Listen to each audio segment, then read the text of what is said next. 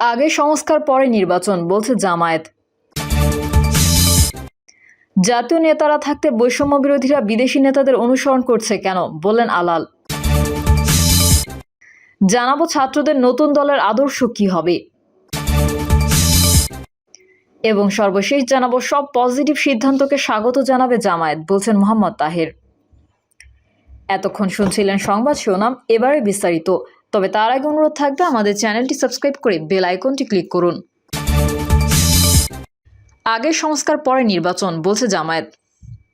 বাংলাদেশ জামায়াত ইসলামের কেন্দ্রীয় নায়েবে আমির ডক্টর সৈয়দ আব্দুল্লাহ মোহাম্মদ তাহের বলেছেন, আমরা জাতীয় ঐকমত্য কমিশনের উদ্যোগকে স্বাগত জানিয়েছি। অন্তর্বর্তী সরকারের সব পজিটিভ সিদ্ধান্তকে স্বাগত জানাবে জামায়াত। মোহাম্মদ তাহের বলেন, সংস্কার কমিশনের চূড়ান্ত ব্যবস্থার পরে যথাশীঘ্রই নির্বাচনের প্রস্তুতির বিষয়ে আমরা আহ্বান জানিয়েছি। আজকে খসড়া আলোচনা হয়েছে। এ বিষয়ে আবার ঐকমত্য কমিশনের সঙ্গে মতবিনিময় হবে, সেখানে আমাদের মূল প্রতিক্রিয়া জানাবো।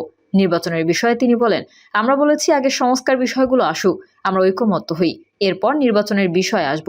প্রধান উপদেষ্টা বলেছেন ডিসেম্বরের মধ্যে নির্বাচন, আমরা দেখি সেটা কতটুকু এগোয়। জাতীয় নেতারা থাকতে বৈষম্য বিরোধীরা বিদেশি নেতাদের অনুসরণ করছে কেন বললেন আলাল। মাওলানা আব্দুল হামিদ খান ভাসানী, শেরে বাংলা একে ফজলুল হক, হোসেন শহীদ সোহরাওয়ার্দী, বঙ্গবন্ধু শেখ মুজিবুর রহমান ও জিয়াউর রহমানের মতো জাতীয় নেতাদের রেখে বৈষম্য বিরোধী আন্দোলনের নেতারা বিদেশের নেতাদের অনুসরণ করছে বলে মন্তব্য করেছেন বিএনপি চেয়ারপারসনের উপদেষ্টা মোয়াজ্জেম হোসেন আলাল। মোয়াজ্জেম হোসেন আলাল বলেন, বাংলাদেশের রাজনৈতিক ইতিহাসে মাওলানা ভাসানী, শেরে বাংলা একে ফজলুল হক, শহীদ সোহরাওয়ার্দী, বঙ্গবন্ধু শেখ মুজিবুর রহমান এবং শহীদ জিয়ার মতো নেতারা আছেন। তাদের আদর্শ থাকার পরেও তরুণরা কেন বাইরের নেতাদের অনুসরণ করছে, এ বিষয়টি জাতির সামনে পরিষ্কার করা প্রয়োজন, না হলে ভবিষ্যৎ প্রজন্ম বিভ্রান্তিতে থাকবে। 5ই আগস্ট শেখ হাসিনার পতনের পর আন্দোলনের সামনে থাকা তরুণ ছাত্র নেতৃত্ব ফেব্রুয়ারির 3য় সপ্তাহে নতুন রাজনৈতিক দল গঠন করতে পারে। দলটির গঠনের সঙ্গে যুক্ত জাতীয় নাগরিক কমিটির এবং বৈষম্য বিরোধী ছাত্র আন্দোলনের নেতাদের বরাতে বিবিসি বাংলা বলছে, তারা জাতীয়তাবাদ, সেকুলার বা ধর্মভিত্তিক কোনো আদর্শকেই সামনে রাখতে চান না। এই নেতারা একটি মধ্যপন্থী দল গঠনের কথা বলছেন বেশ কিছুদিন ধরে। প্রতিবেদনে বিবিসি বাংলা বলেছে, সফলতার মন্ত্র খুঁজতে তারা তুরস্কের রিসেপ তাইয়েপ এরদোগানের একে পার্টি, পাকিস্তানের ইমরান খানের তেহরিক ইনসাফ এবং ভারতের অরবিন্দ কেজরিওয়ালের আম আদমি পার্টির কর্মসূচি ও সাংগঠনিক কাঠামো যাচাই বাছাই করে দেখেছেন। বিএনপি নেতা আলাল বলেন, তুরস্কের এরদোয়ানের একে পার্টি, পাকিস্তানের ইমরান খানের তেহরিক ইনসাফ এবং ভারতের কেজরিওয়ালের আম আদমি পার্টি, এগুলোর কোনোটাই বাংলাদেশের ভৌগোলিক পরিসীমার মধ্যে নয়। অথচ বৈষম্য বিরোধী আন্দোলনের নেতারা এই 3টি দলের আদলে তাদের দল ও ভবিষ্যৎ কর্মসূচি নির্ধারণ করছে। আমার কাছে অবাক লাগে, আমাদের দেশের তরুণরা যারা এই মাটিতে বেড়ে উঠেছে, যাদের শরীরে দেশের মাটির ঘ্রাণ লেগে আছে, তারা কেন বিদেশি নেতাদের মতবাদকে এত জনপ্রিয় মনে করছে। এই প্রবণতা দেখে আমার মনে প্রশ্ন জাগে, এর মূল কারণ আসলে কি? আলাল বলেন, শেখ হাসিনার পতনেই জনগণের সম্মিলিত আন্দোলনেরই ফল। বিএনপি আন্দোলন 1.5 যুগ ধরে চালিয়ে আসছে।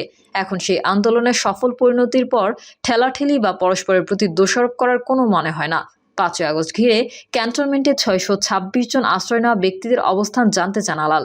তিনি বলেন, এই নিয়ে অনেক গুঞ্জন আছে। সেনাবাহিনী ও সরকারি কর্মকর্তাদের কিছু অংশ তাদের নিরাপদে বের করে দিয়েছেন। না হলে পরবর্তীতে এই আশ্রয় নেওয়া ব্যক্তিদের অবস্থান সম্পর্কে জাতিকে কিছু জানানো হলো না কেন? আলোচনা সভায় উপস্থিত অন্য বক্তার মতো মোয়াজ্জেম হোসেন আলালও গণতন্ত্র পুনরুদ্ধারে ঐক্যের আহ্বান জানান। তিনি বলেন, দেশের গণতান্ত্রিক আন্দোলনকে আরও সুসংগঠিত করতে হবে। গণতন্ত্র পুনঃপ্রতিষ্ঠার এই লড়াইয়ে বিভ্রান্তি বা বিভাজন সৃষ্টি না করে একত্রিত হয়ে কাজ করতে হবে। ছাত্রদের নতুন দলের আদর্শ কি হবে? স্বাধীন হওয়ার পর বাংলাদেশে বিভিন্ন সময় বিভিন্ন নামে নতুন রাজনৈতিক দল তৈরি হয়েছে।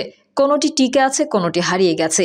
এই দলগুলোর কোনোটি ডান, কোনোটি বামপন্থী আদর্শের। কোনো দল জাতীয়তাবাদকে প্রাধান্য দেয়, আবার কোনোটি ধর্মনিরপেক্ষ বা ধর্মভিত্তিক আদর্শকে সামনে রেখে গিয়েছে। জুলাই অভ্যুত্থান পরবর্তী বাস্তবতায় নতুন দল গঠনের ঘোষণা দিয়েছে ছাত্ররা। নতুন দল গঠনের এই কাজটির তত্ত্বাবধান করছেন জাতীয় নাগরিক কমিটি এবং বৈষম্য বিরোধী ছাত্র আন্দোলনের নেতারা। প্রশ্ন উঠেছে, ছাত্রদের এই নতুন দলের আদর্শ কি হবে? ছাত্রদের সঙ্গে কথা বলে জানা গেছে, বাংলাদেশে বামপন্থী কিংবা ডানপন্থী রাজনীতির যেই ধারা, ছাত্রদের নতুন দল যেন সেটার কোনোটির মধ্যেই না থাকে। এই অবস্থানকে তারা বলছেন মধ্যপন্থী অবস্থান। জাতীয় নাগরিক কমিটির সদস্য সজীব আক্তার হোসেন বলেন, আমরা একটা মধ্যপন্থী রাজনীতির কথা বলছি। আমরা ডান বাম যে বিভাজন আছে সেগুলোতে ঢুকতে চাই না। আমরা বাংলাদেশ প্রশ্নে এক থাকতে চাই। ইসলামোফোবিয়ার রাজনীতি অথবা উগ্র ইসলামপন্থী বা উগ্র হিন্দুত্ববাদী রাজনীতির মধ্যেও আমরা নেই। এক্ষেত্রে দলটি জাতীয়তাবাদ, সেকুলার বা ধর্মভিত্তিক এই ধরনের কোনো আদর্শকেই সামনে রাখতে চায় না। জাতীয় নাগরিক কমিটির যুগ্ম আহ্বায়ক আলী আহসান জুনায়েদ বলেন, আমরা এখানে সাম্য, ন্যায় বিচার ও সুশাসনের কথা বলছি, এটাকেই হাইলাইট করতে চাই। একই সঙ্গে একটা রাষ্ট্রে যে বিভিন্ন ধরনের মানুষ বসবাস করে, বিভিন্ন ধর্মের মানুষ বসবাস করে, সেই বহুত্ববাদকে স্বীকার করেই কিভাবে একটা এগ্রিমেন্টের মধ্যে দিয়ে এগোনো যায়, সেভাবে আমরা অভ্যুত্থানে এগিয়েছি। সেটা হচ্ছে আমাদের মূল ফোকাস পয়েন্ট। তিনি আরো বলেন, আমরা ডানের দিকেও ঝুঁকবো না, বামের দিকেও ঝুঁকবো না। সাম্য, ন্যায় বিচার, সুশাসনকে ঘিরে আমরা হব একটি মধ্যপন্থী দল, যেন আমরা সব ধরনের মানুষকে ধারণ করতে পারি। বাংলাদেশের রাজনৈতিক দলগুলোর মধ্যে বাঙালি কিংবা বাঙালি জাতীয়তাবাদী ধারার রাজনীতি যেমন আছে, তেমনি ধর্মনিরপেক্ষ কিংবা ধর্মভিত্তিক রাজনৈতিক দলও আছে। বিশেষ করে মুসলিম সংখ্যাগরিষ্ঠ দেশটিতে দলীয় প্রচার এবং কৌশলে অনেক সময় ধর্মীয় পরিচয় গুরুত্বপূর্ণ হয়ে ওঠে। তবে এক্ষেত্রে ধর্মনিরপেক্ষ কিংবা ধর্মভিত্তিক এরকম কোনো পরিচয়ে ঢুকতে চায় না ছাত্রদের সম্ভাব্য নতুন দল। জাতীয় নাগরিক কমিটির মুখপাত্র সামান্তা শারমিন বলেন, আমরা অধিকারের রাজনীতি, দায় ও দরদের রাজনীতি এগুলোকে সামনে নিয়ে আসবো, যাতে এখানে নির্দিষ্ট কোনো মত বা ধর্ম গুরুত্বপূর্ণ হয়ে না ওঠে। তিনি আরো বলেন, এখানে গুরুত্বপূর্ণ হয়ে উঠবে শুধু বাংলাদেশ, এদেশের মানুষের অধিকার এবং রাষ্ট্র গঠনের কাজ। এখানে যে কোনো ধর্মের মানুষ, যে কোনো মতের মানুষ, যে কোনো আদর্শের মানুষ তার নিজ ধর্ম নিজ স্বাধীনভাবে পালন করবে। আদর্শ যেটাই হোক, ছাত্রদের নতুন দল কতটা জনপ্রিয়তা অর্জন করতে পারবে সেটা আগে থেকে বোঝার উপায় নেই। তবে এটাও ঠিক, দেশটিতে গত 40 বছরে নতুন তৈরি হওয়া কোনো দল ভোটের মাঠে সেভাবে সুবিধা করতে পারেনি। তবে দেশে না হলেও গত কয়েক দশকে বিশ্বের বিভিন্ন দেশে নতুন নতুন রাজনৈতিক দলের অল্প সময়ের মধ্যেই ক্ষমতায় আসার নজির আছে, যার মধ্যে বিশ্বব্যাপী বিশেষভাবে নজর কেড়েছে তুরস্কের রিসেপ তাইয়েপ এরদোগানের একে পার্টি, পাকিস্তানের ইমরান খানের তেহরিক ইনসাফ এবং ভারতের অরবিন্দ কেজরিওয়ালের আম আদমি পার্টি। সফলতার মন্ত্র খুঁজতে ছাত্ররাও নতুন এই 3টি দলের কর্মসূচি, সাংগঠনিক কাঠামো ইত্যাদি যাচাই বাছাই করছে। এ বিষয়ে জাতীয় নাগরিক কমিটির যুগ্ম আহ্বায়ক আলী আহসান জুনায়েদ বলেন, এসব দল কিভাবে জনগণের কাছে জনপ্রিয় হতে পেরেছে সেগুলো খতিয়ে দেখছেন তারা।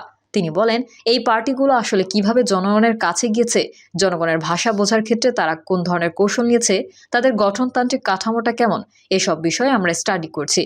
তিনি আরো বলেন, আমরা বোঝার চেষ্টা করছি ওই অঞ্চলের তরুণদের বোঝার ক্ষেত্রে এবং রাজনীতি বোঝার ক্ষেত্রে তারা কি চিন্তা ভাবনা নিয়ে এসেছে, যেটা ওই দেশের লোকজন গ্রহণ করেছে এবং তাদেরকে রাজনৈতিকভাবে শাসন ক্ষমতার দায়িত্ব দিয়েছে। এখানে দেখবেন এরদোয়ানের পার্টি কিন্তু ফোকাস করেছে ইনসাফের ওপর। তার নামই হচ্ছে জাস্টিস অ্যান্ড ডেভেলপমেন্ট পার্টি, যেটা আমরাও বলছি। আহসান জুনায়েদ বলেন, আমরা ন্যায় বিচারের কথা বলছি, সুশাসনের কথা বলছি। অন্যদিকে ভারতের আম আদমি পার্টি দেশে বিদেশে উচ্চশিক্ষায় তরুণদের ব্যাপকভাবে আকৃষ্ট করেছে, দুর্নীতি বিরোধী কার্যক্রম করেছে, আমরা সেগুলোও দেখছি। প্রিয় দর্শক, এই ছিল এখনকার সর্বশেষ সংবাদ। আপডেটের সংবাদ পেতে চ্যানেলটি সাবস্ক্রাইব করে বেল আইকনটি ক্লিক করুন। কমেন্টে আপনার মতামত জানিয়ে আমাদের সাথেই থাকুন। ধন্যবাদ সবাইকে। আল্লাহ হাফেজ।